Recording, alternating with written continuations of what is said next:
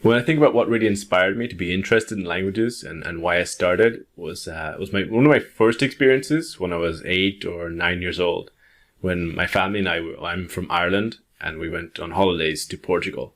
Now, we really didn't have much money, and my mother worked really hard and saved to get the money so we could go to Portugal. And my brother enjoyed the trip just in front of the TV and eating chocolate and this stuff, but I was more interested, and I took the little tourist book and I started learning basic little phrases, hola, muito obrigado, and this stuff.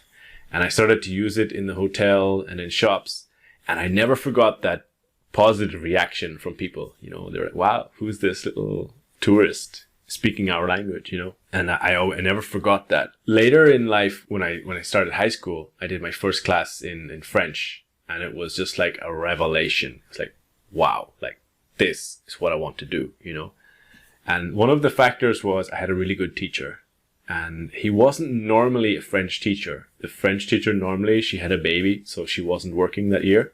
He normally worked with construction and woodwork and metal.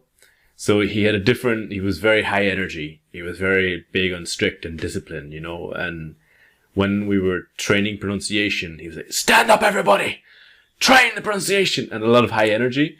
And I reacted really positively to this, And I remember I went home that day and I told my mother, I said, I would love to speak a language, fluently. And what she said really stayed with me. She said, yeah, you can do it. Yeah, for sure, you can do it.